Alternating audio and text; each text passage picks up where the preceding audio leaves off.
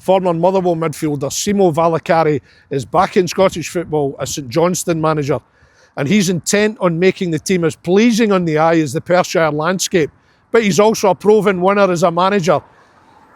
Simo is intent on trying to emulate previous Saints Cup-winning legendary managers Tommy Wright and Callum Davidson. I hope you enjoy his career story and his alternative thinking on and off the pitch. I'm Derek McGregor, and this is One on One. Simo, it's nice to have you back in Scottish football. How does it feel? How does it feel to be back here? Thank you. Actually, it feels good. A little bit still kind of processing, is that right word, to be back here as a manager, as a head coach, because I know how good this league is. I know how big these clubs are, and I really know how difficult it is to get here. It's quite a nice new home for you, isn't it? It's a smart ground, and I think people have been impressed with the impact you've made in a short period of time, Simo. I have to say about our club, very first time I walk in, I felt the warmth, I felt the togetherness, and it was a very easy place to come in because we have very, very good people here. And yes, you can say about the stadium, you can look at it, you can maybe, it's not the most modern, but you can feel the history, you can feel the tradition, you can feel, and that's what I like. Can you recall how it was for you as a player here? Obviously with Motherwell. Yes, I can recall very much. It was horrible. It was, I totally remember. It was like an afternoon like this. The sun is coming, a little bit, there. You cannot see anything. It's a big white beach. St Johnstone, always very tough team. They were stamping on your toes, pulling you, and very much remember. I think my last game, what I played here, we lost 5-0, 5-1 or something. So difficult place. That's not good memories. No. Not good memories. No. And I take it it's your aim to make opposition teams come here and not like being here either. Yeah, very much like that. Not in that, maybe in that style that you suffered, but another kind of way probably. Yeah, of course. The football has changed, but of course I want to keep the characters of the club as well, that this is the horrendous place to come, that every time when you come here as a visitor, you know that you are, first of all, you are against very good football team who wants to play football, and at the same time you are against very good team who will fight until the end, whatever it takes, to try to win the match. You talk about the level of football, Simo, and I think that's what's particularly impressed. In a short period of time, you've changed the way the team plays, and it's a more attractive way to watch, I have to say. I've seen your team several times. Yeah. Some good football. Yeah, but with the same set of players that you inherited. Yeah. But somehow I think as well, and Derek, you need to understand me right. Sometimes it's easier to come outside and try to change the things, because when you are in this Scottish football bubble, the game has played, so many years in the same way, if you understand me right. I do. When I come now here, I see my players, I would be a little bit naive, stupid, if I would try to do the things same way as it has been done, because last years it has not been maybe as good as club wanted. So we need to change something. And very much when I look at my players, I see very good footballers who can play with the ball. Because in this league, if we just go and try to match, the physicality, the end-to-end game transitions, duels, long throw-ins, set pieces, we are not very successful. So we need to try something different. Is it a more attractive way to do this? I think, all of us who has played football has started to play football because you want to play with the football, you want to pass, you want to control the ball. And when I saw my players, they are enjoying it. Is it easy? No. Is it close to perfect yet? No. Will it be difficult sometimes? Of course, but it's our way, and that's what we try to, to train and practice every day. I wonder, Simo, if when you first started training with the squad, did you get a sense of the players that they were anxious for a different style of football? Yes, and I would put it that way.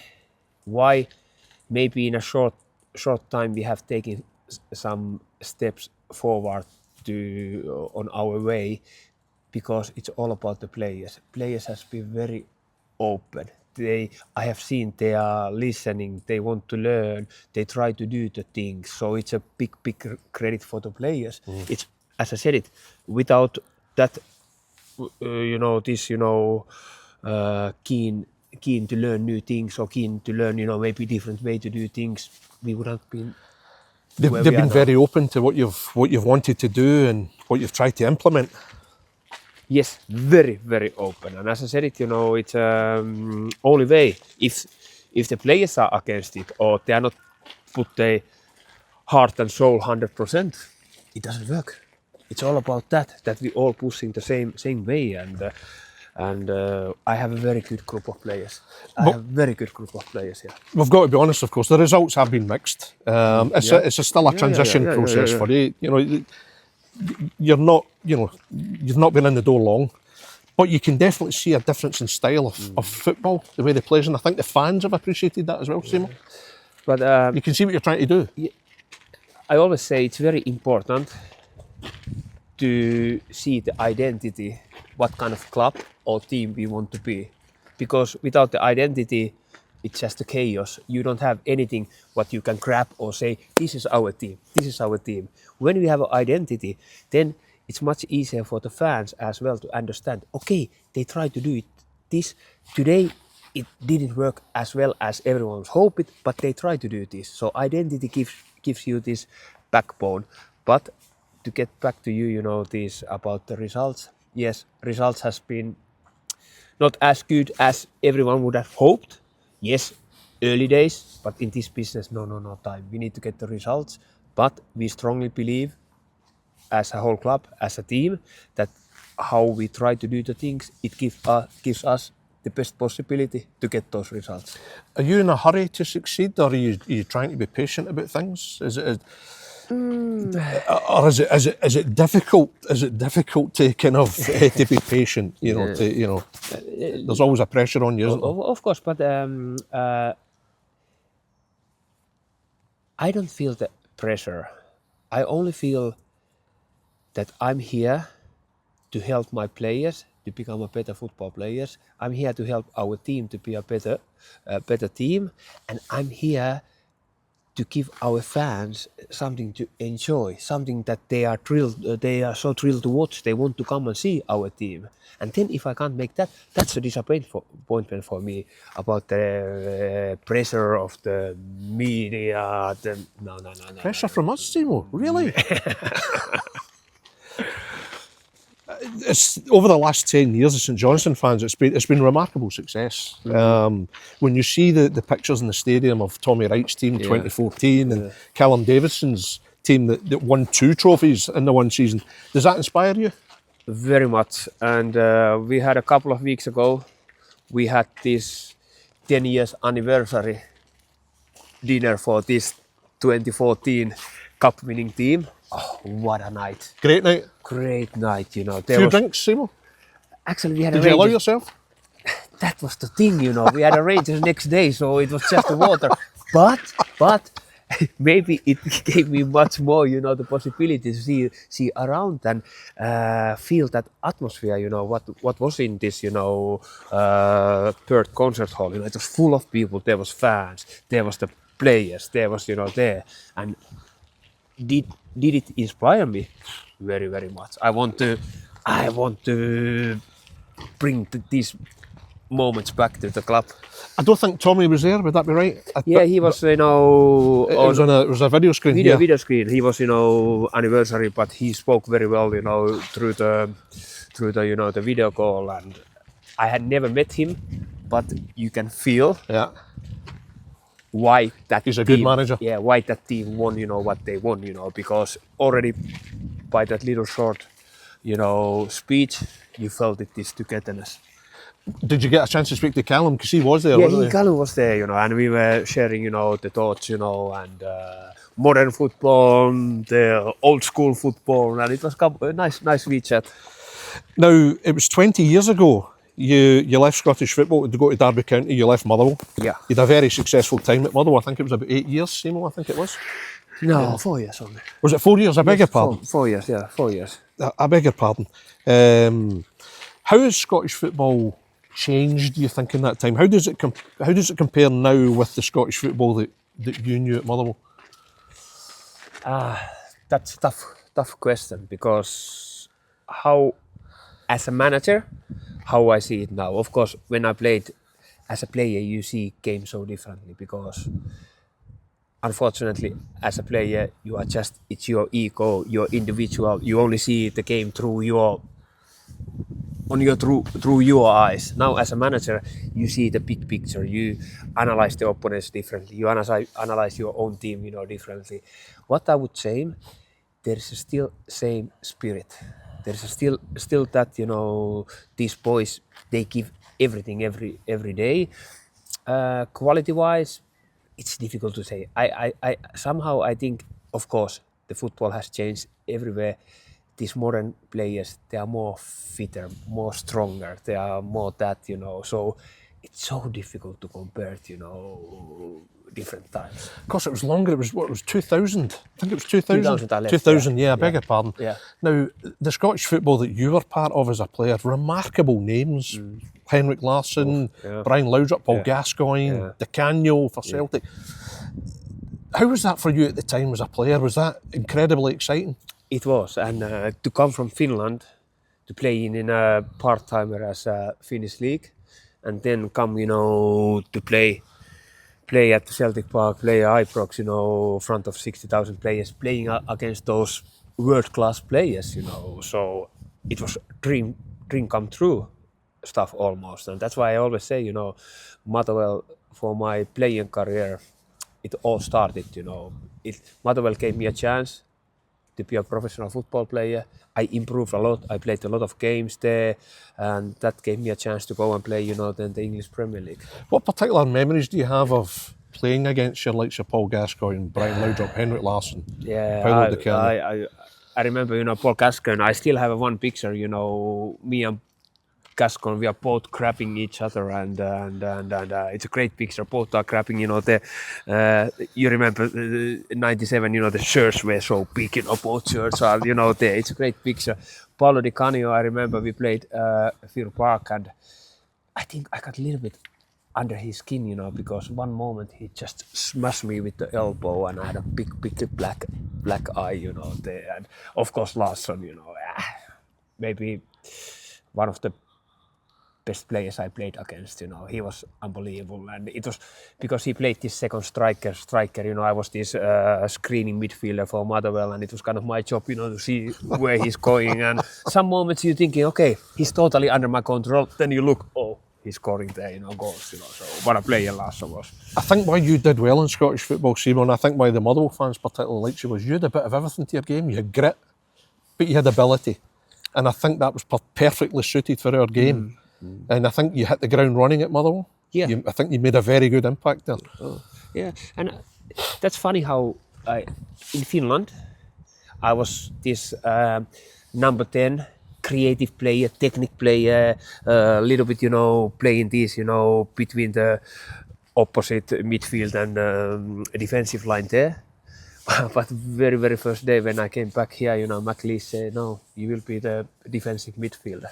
So I had enough technique to give these easy passes to better players.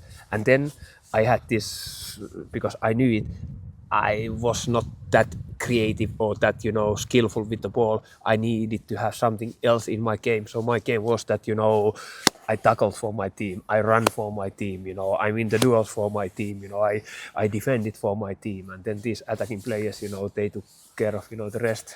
Well, you're possibly maybe been too modest there, because but you were a proper team player. You had that ethic. Yes, and that's one of the things I have been taking with me as my coaching values as well. It's all about the team, because no one can do that alone. And I said it, there was a moment when I was very, very individual, as a player. I went all the trainings, all the games, I just look, okay, oh, that was shite training today because it didn't, maybe it wasn't good for you. But then when I look back now, what the coaches, managers, what they try to do, it was for whole team to make us better. So yes, as a team, and that's one of my values as a coach, that when we play well as a team, when we succeed as a team, all the individuals, they look better as well. At Motherwell, it was quite remarkable, Simo, that Motherwell regularly beat Celtic and Rangers home and away. And, you know, I think at the time, obviously, there was a lot of senior pros, there was a lot of top pros involved in Motherwell, but it was still an extraordinary achievement to do it so regularly. What was that like as a player when you were, you know, you were the underdogs, but you're going to Ibrox, you're going to Parkhead and you're winning? And actually, that's very interesting, Derek. You're telling me this because now already played a couple of times against the Rangers, and now Celtic game is coming on, you know, soon. You feel how difficult it is to play against those teams, or how difficult. Yeah, you can go play, you can try the things, but in the end, how difficult it is to win those games. And when I look, you know, this game as a player, what we won actually a couple of times. Fir Park, we won, you know, at their places. It puts the perspective that even we were not that successful with the Motherwell, but we had very good players there, and on our day we could compete against anyone. Now, of course, as a player, you're influenced by managers. Now that you're a manager, you'll recall the managers you played for, what you learned from them. At Motherwell, Alex McLeish signed you. Yes. Scottish football legend. How was life under Alex as a manager? It was very easy if you did your job. Really? Yeah.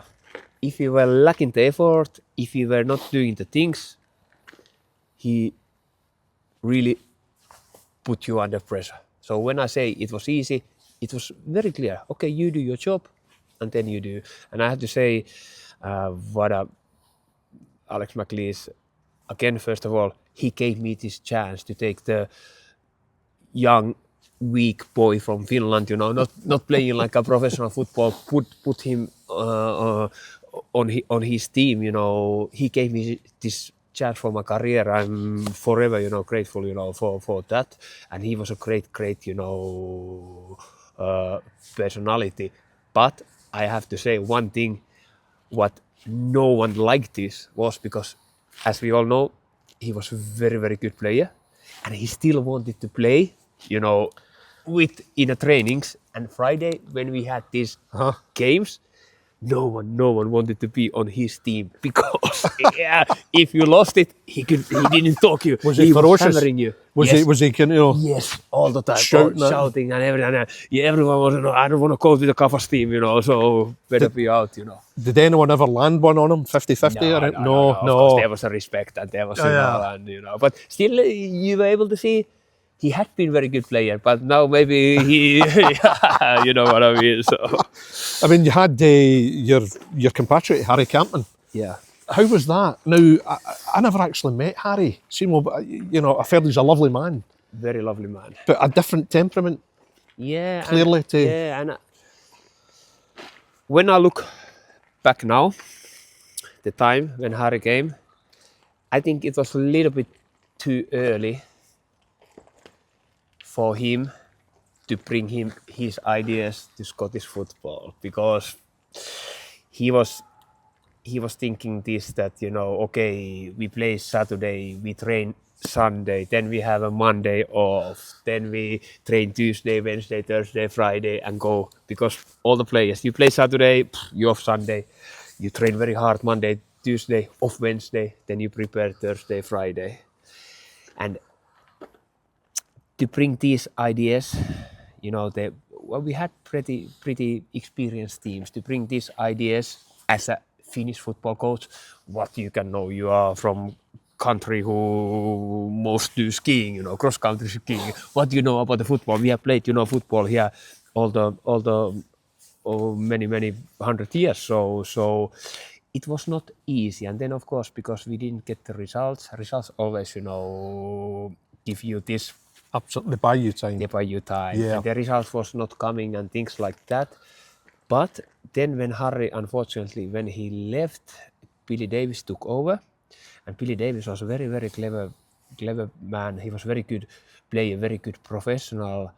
He took a lot of Harry Kampman's, ideas on his trainings, how he wanted to train.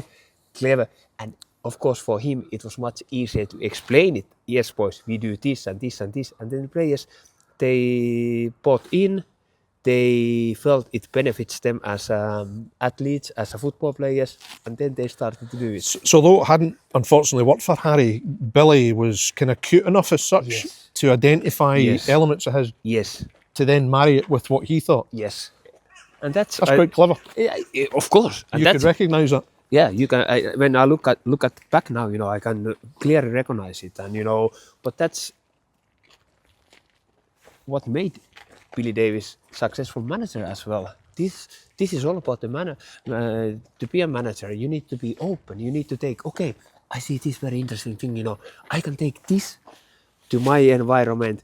I can little bit, make it, for my players to work this way. It's all about, copying and make it on your own. Do you think a lot of what Harry was thinking was spot on, but it was just maybe the wrong time? It was just... I would say. And it was, a little bit maybe as well, as you said it, he was very nice and sensible guy. And by that time, you still needed this old school grit and telling the players and a little bit through the fear, Did you sense maybe several of the players maybe took advantage, or maybe... He needed to be stronger with them, do you think? Yes. And I think, because Harry believed this, that, players need to have their ownership, players need to have their responsibility, and he gave a lot of responsibility for the players, to take care of the things. And as you said it, some players, unfortunately, and not blaming as players, that's how we are as a players, you start taking, the shortcuts, Yes. I mean, it was a remarkable dressing room, wasn't it? I mean, you get some proper professionals. John Teal, Andy Goram, John Spencer. Yes. How did that affect you? How did it affect me? No, actually. Did you love it? I love it because I Lee remember McCulloch, Lee McCulloch, Owen Coyle, Nevin. Yes, you can name, and as I said it, I was very fortunate to play with those guys, learn from them, see them every day, how they work, be able to take the strong words, to take that when they are on you, things like that, because it was very, very good learning and very big experience. I truly believe has helped me to be a better manager as well. Be honest with me. There was a period maybe when you would have wanted to come back to Scottish football. Yeah. Were there several opportunities that you were in for the Motherwell job? Can you give us an honest assessment of when that happened, or how many times that would happen? You were in the frame. Yeah, as always, there was a couple of times. There was, 2000, I think it was 17 when I left, and then now it was 2022, I think, I had a discussion, but by that time, I think Motherwell, rightly so, they choose another candidates, and when I look back now, I was not ready for those moments. I still needed these couple of more years to experience something else, to make myself, to gain more experience. And when St Johnstone won, when they came now, I felt right away, now it's the right time to go. When did you first hear about St Johnstone's interest? Obviously, you were at Riga. Yeah, Riga, yeah. And of course, it wasn't long before Scottish media, other media, kind of locked onto the fact that you were in the frame here and started asking. Yeah. And of course, it's a difficult one for you because you're in a job and you're trying to be respectful to that club. Yeah. But did you know the possibilities at that point? Yes, and actually how it went, because in Latvia, Riga, the season goes like a spring, autumn. So you start playing March and you finish the season end of October. So we didn't have that that many games left, and we could have another show, talk about things what happening in Riga. That was, So when I heard possibility, interest of the St Johnstone, I asked the permission. Can I talk with the club? And Riga gave me a permission to talk, and from that on, it went 10 days. Did you know pretty much right away, even before you get into kind of more detailed discussions, I want to come here? Yes. This is the right club for me. Yes. First thing what happened, when I heard the interest, I looked the games, how the boys, how they have been playing. I saw the potential. I definitely saw the potential. Then I had a talk with the owner, Adam, and rest of the board members. I was very impressed about their vision, where they want to take the club, how they want to make, how they want to take club, where they want to take it. And from that day on, I was really doing everything I can, that I could come here. When you see what Tommy and Callum have achieved, you've said that inspires you. Can you emulate that? Is that possible, Simo? It is. It is possible, because how football works. Okay, in this league, Scottish League, you need to always leave Celtic Rangers a little bit, out of there. But the rest of the teams, there is no much between. When I say no much between, there is a lot of things some clubs do better than other clubs. But what we have here, basically, we have everything here. We have a nice stadium. We have a good training, the practice facilities, training facilities. We have now people inside the clubs who wants to work for the clubs, who wants to push the club, one direction. We have owners who comes a little bit with the new energy, with the new ideas. Stability, yes, everything. So yes, it is possible. It is possible. Is it important, do you think, as a manager, Simo, that you allow players to dream? You have to create an environment where ambitions are there. You don't want a comfort zone. You don't want players just to settle for average. No. If you don't dream, if you don't dream big, nothing will happen. And that's why what I like our owners, they are like me. They are crazy in a good way. They are crazy in a good way, because we really believe that we can take this club. And we would like to create St Johnstone to be a club that it's not the club that the players will come, okay, I go to St Johnstone because I didn't find anything better, I didn't find anything else. We want to be a club that the players can see, yes, I want to go there. There is an idea, there is an identity, there is a possibility to enjoy, to win something, or for the young players, St Johnstone is a club. I go there, I will be successful there, I play good there, I can go, for the bigger things. The owner, sadly, is dealing with a serious health issue, and obviously he's brought you to the club, and you feel you owe him a lot. And do you get a sense of everything that you can do, the players can do, that is very positive, can also help him? Is that something that helps kind of motivate you? Yeah, of course, and as well, this is life. It is like I only.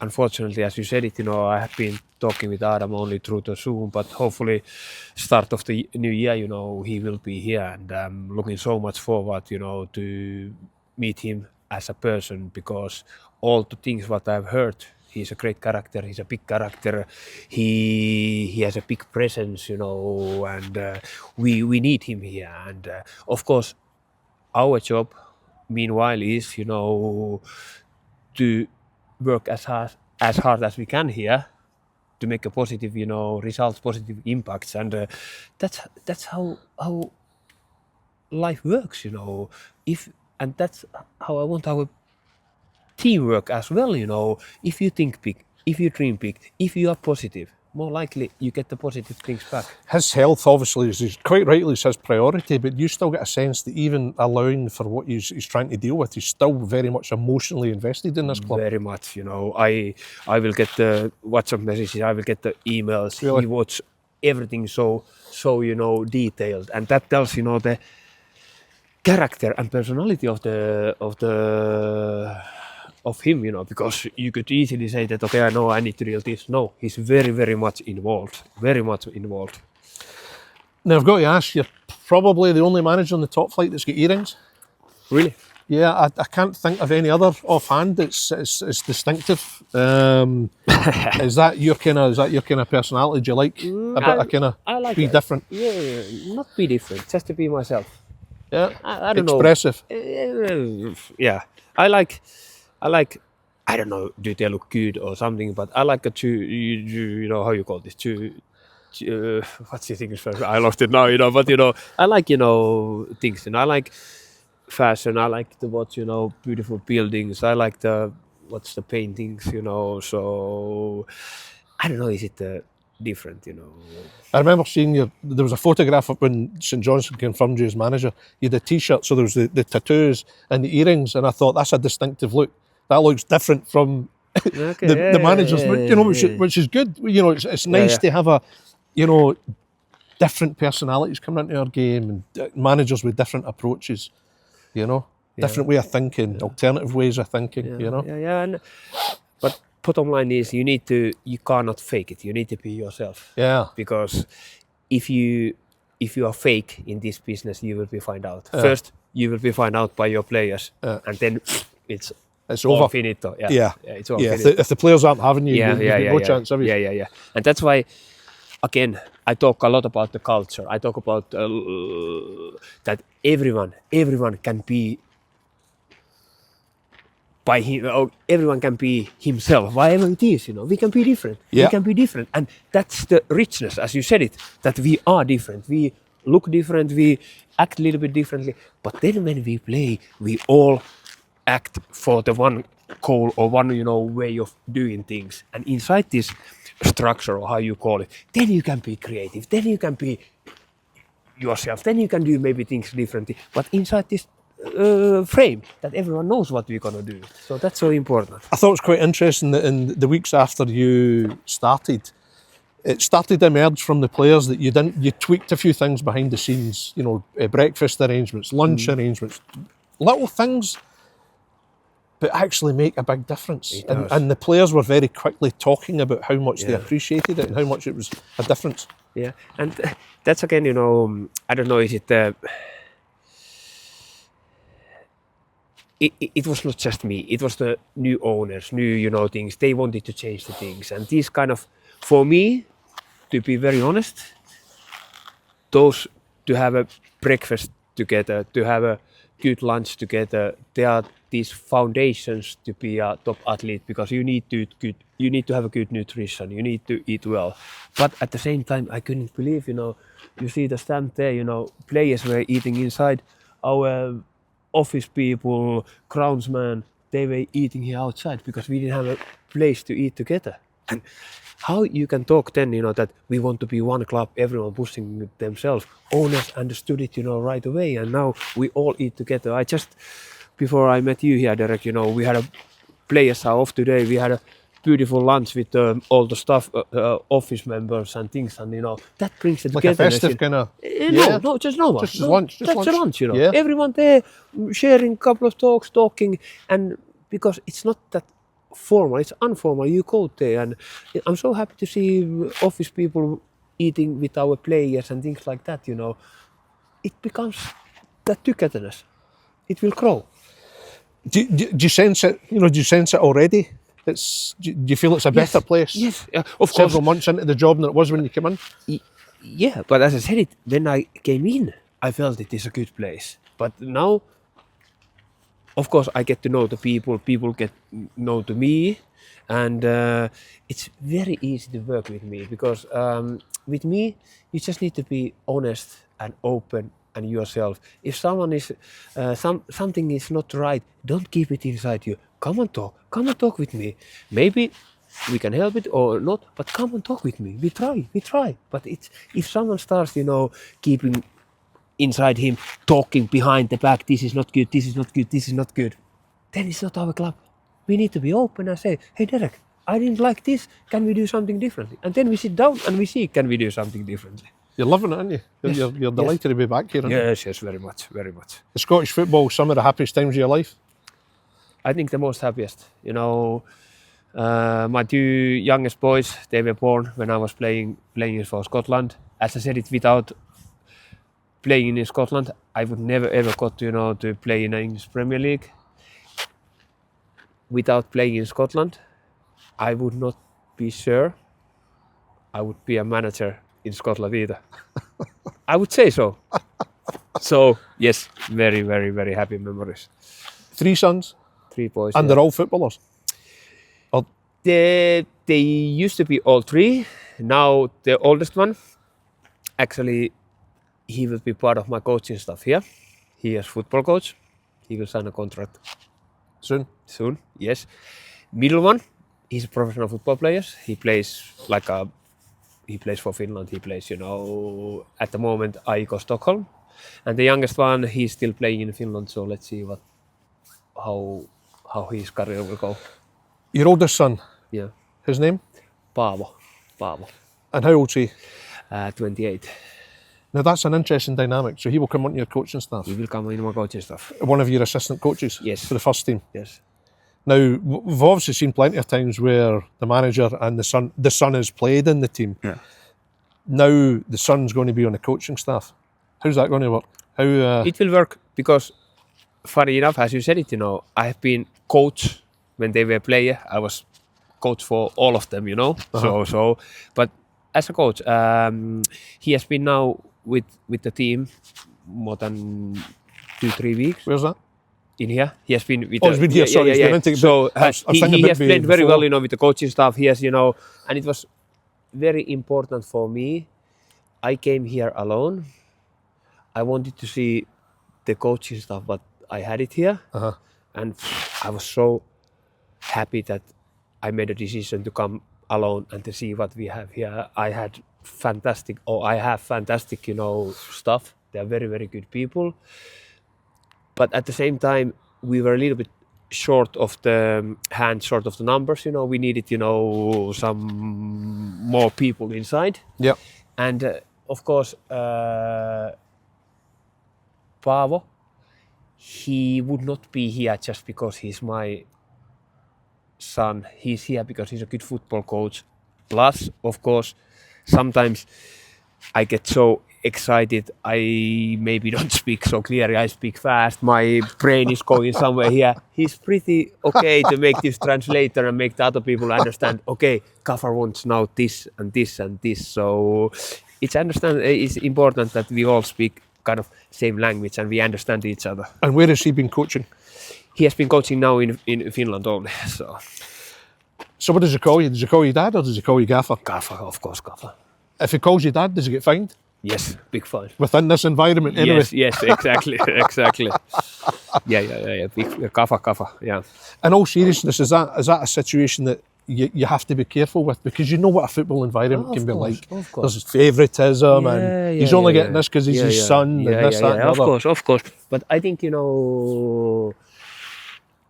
it's easier this way because I think half of the team, they didn't even know that he was my son when he came or something, Yeah. But I think it's more difficult if you are head coach manager and your own son play for your team. Then it's more. You think that's a harder situation? That's a harder situation. Much harder situation. But as I said it, I have been the coach for all my boys. We know how this works, and we made a decision with Paavo as well. It's so important.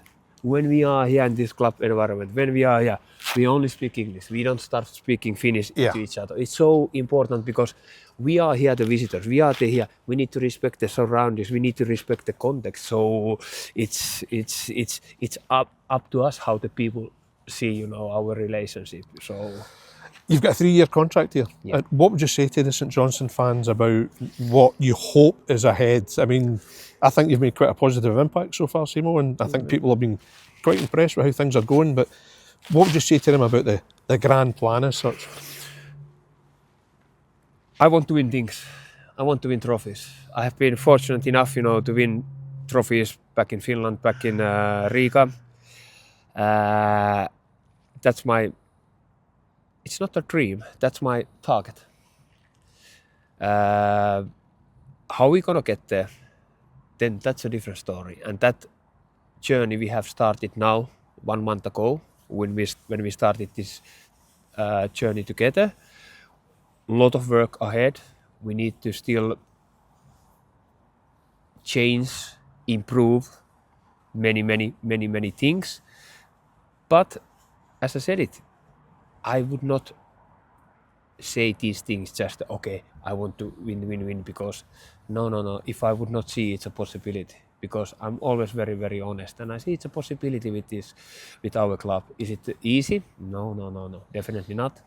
But it's a possibility, and my job, my dream is to bring this happiness, what I saw, 2 weeks ago with that 10-year anniversary dinner with the cup winners, to bring those memories or moments back, That gave you an even stronger feeling for the club being a part of that, didn't it? It was good that you were there, actually. Yeah, it was, and without drinks. Well, as we were discussing earlier, at Motherwell, you get used to beating the old firm. You'd love to do that as a manager for St Johnstone. Yeah. You'd like to be taking their scalp every now and again. Yeah. And that's why, basically, first time I felt a little bit, frustrated. We played the Rangers here at home. We started the game very well, We had our moments, but I know as well, when you play against the old firm, you need to take your moments. And we didn't take it. And then we could not just, hold it, We went down, and Rangers came up, We could not, hold it, But that's why I felt it frustrated, because that was the moment we were playing good. We were creating chances. We had this, but you need to take them. And I felt a little bit frustrated after the match. Yeah, people came to say, 1-0 own goal you scored, you had your chances. But still, when you are top of them, then you need to take your chances. January window, have you got possibilities? Are you working on that already? Yes, we're working a lot, hard. And as I always say, sometimes good outcome is that you can keep some players, maybe where you have interest, if you can keep them. But of course, the reality as well, it's important we can bring new faces in to freshen up, to strengthen up, our squad, to give new energy, new, maybe a little bit new profiles, how they can play, the game. So yeah, we're working very hard. Now, Simo, as much as you love your football, you're a totally committed manager, as you were as a player. I understand away from the pitch, you genuinely like to switch off away from the game. Give me an idea what's your interest, what's your passions away from football? Yeah, you're right. I'm not a football nerd that 24 hours I watch the football. No. I do my work. I do what needs to be done. But at the same time, I know myself as well. I need to switch off some moments, and how I switch off. Yeah, I like to train my own. I like to go to the gym, but I like to do many things, off the field. I like to listen to good music. I like to go nice restaurants. I like to watch beautiful things, buildings, art, things like that.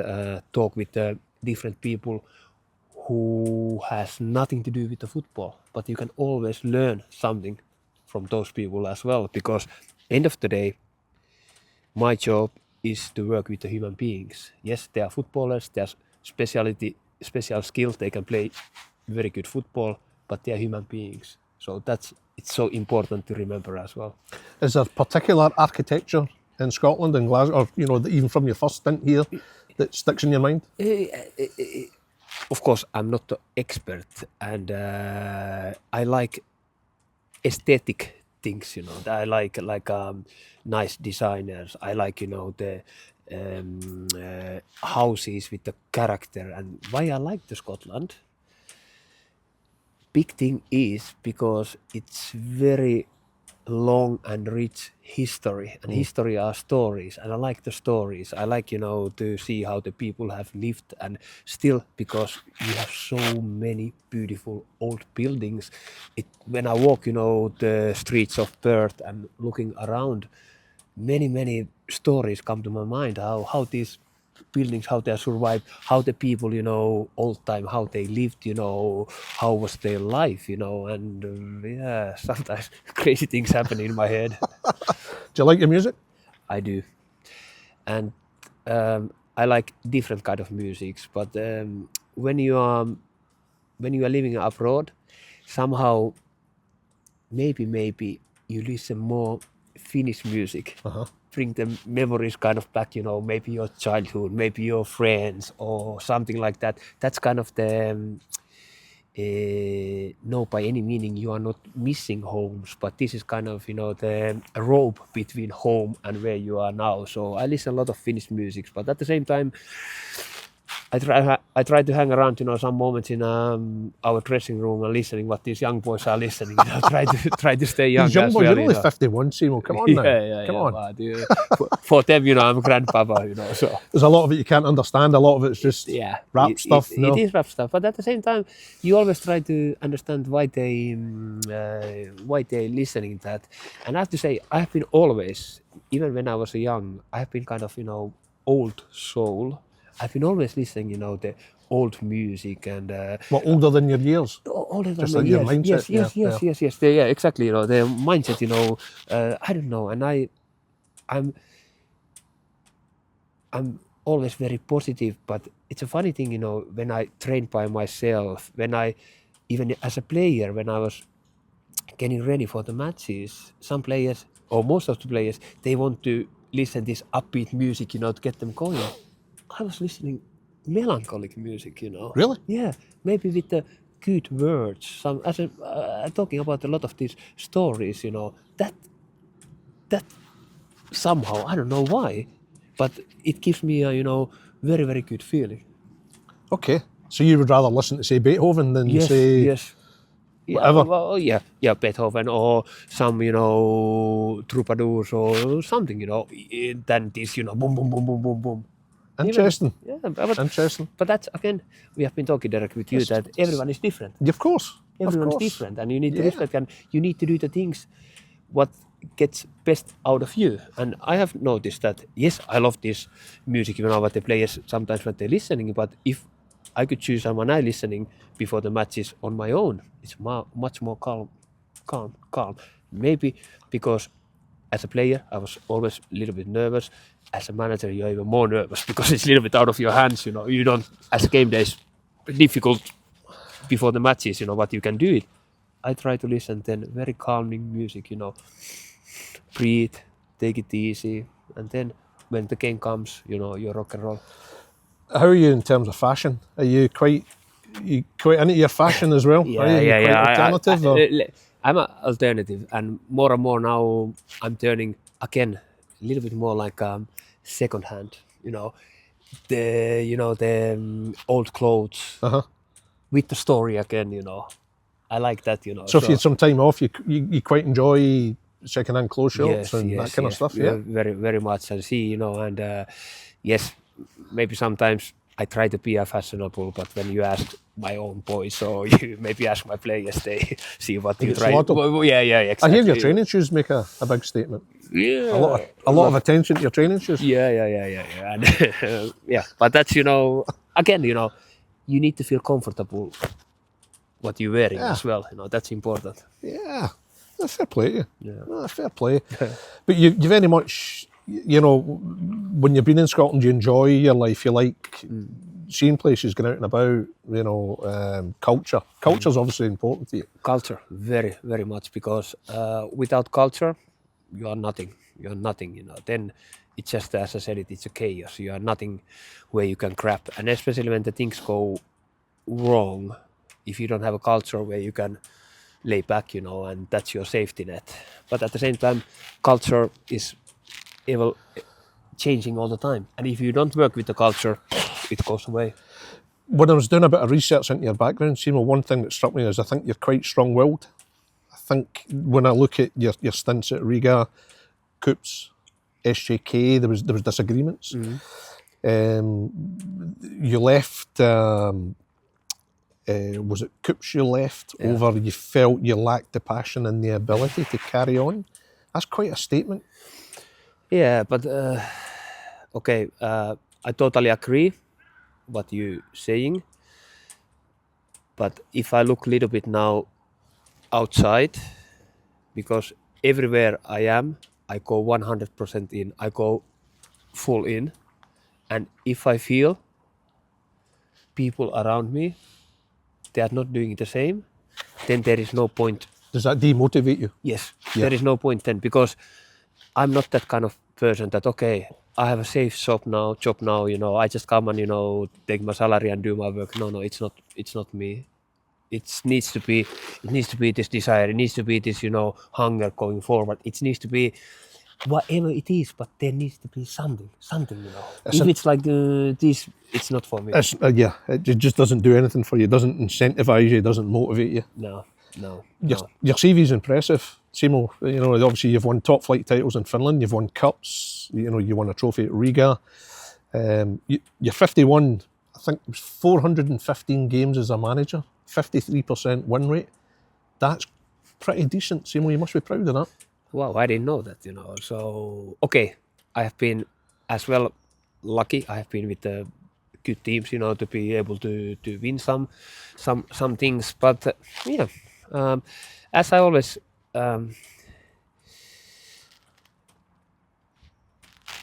as a coach, you can 100% to make a difference, different things, and my job is to help my players to be the best version of themselves, and my job as a manager is to make the club to be the best what they can be, whatever it is. As I said it, I want to win trophies. I want to win the trophies, but sometimes metaphor to win the trophies is that you stay in a premiership. You know what I mean? That's a trophy for this season now. So it's important that there is something what we dreaming where we want to go, but at the same time you need to be not realistic, but you need to understand the circumstances, the context. What is your trophy? I mean, you've managed... If it doesn't make any sense. No, it does. It does. I mean, you managed in Finland, you've managed in Norway, Latvia. You've worked with some top people. 32 caps for Finland, Simo, I think it was.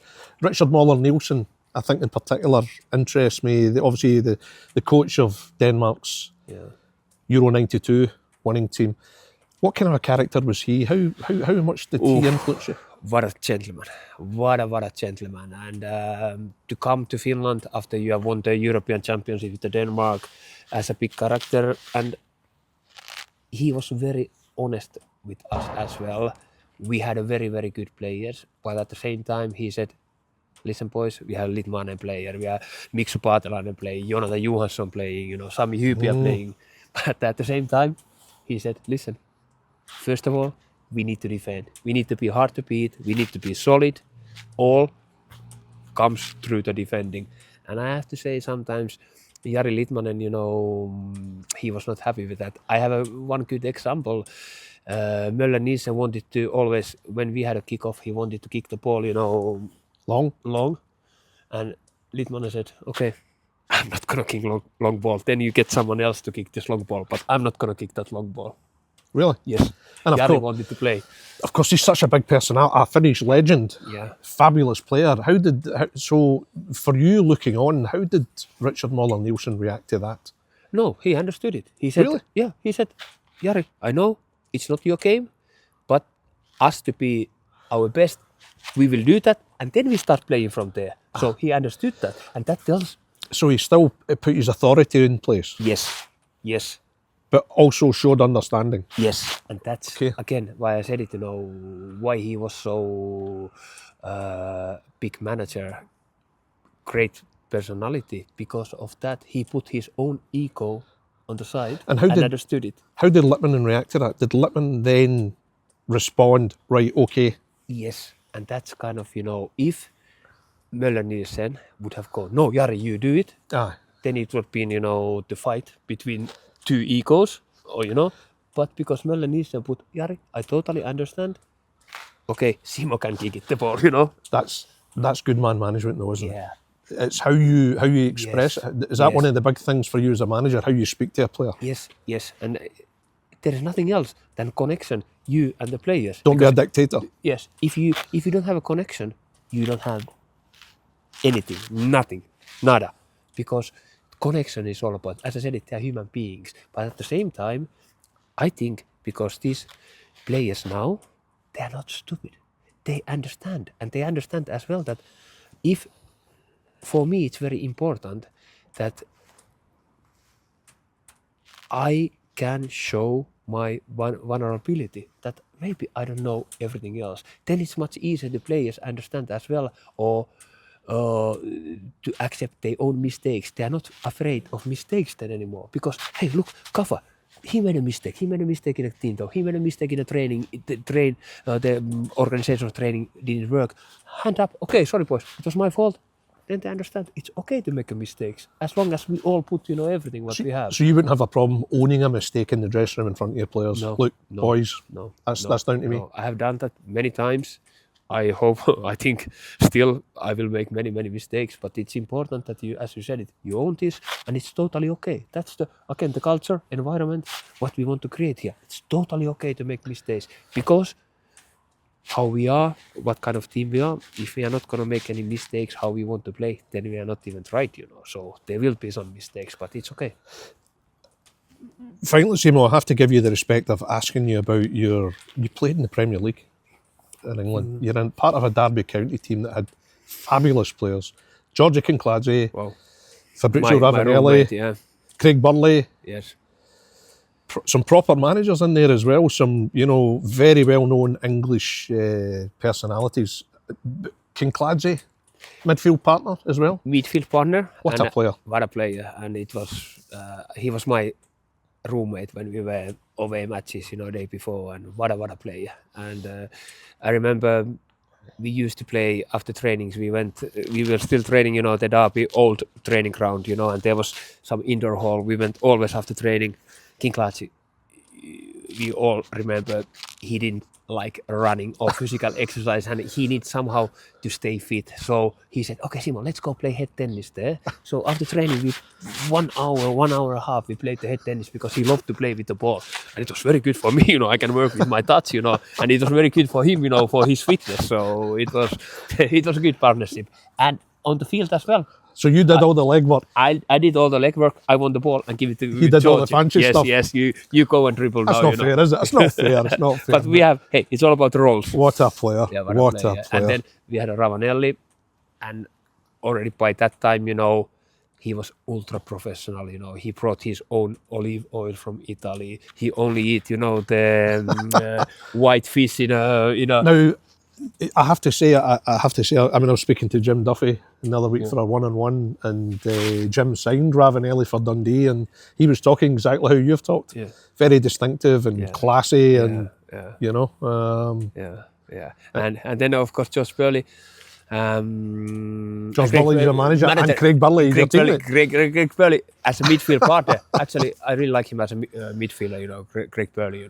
It was. Josh Burley. Then later on, the manager. But I have to say about Jim Smith. What a guy, what a manager. If someone knew how to manage people and player, it was Jim Smith. I remember many times. He gave total pollocking, to me, after game or after training, and I was thinking next day I was going like a don't cover, don't see me. Everything was okay. He was there, hey, what's okay? It was so fair, boom, boom, boom. You get your feedback, then it's done. Let's move on. Simo, we're delighted to see you back in Scottish football, and I'm very grateful for your time. It's been a fascinating chat. Thank you very much, sir. Thank you, Derek. My pleasure. All the best to you. Thank you.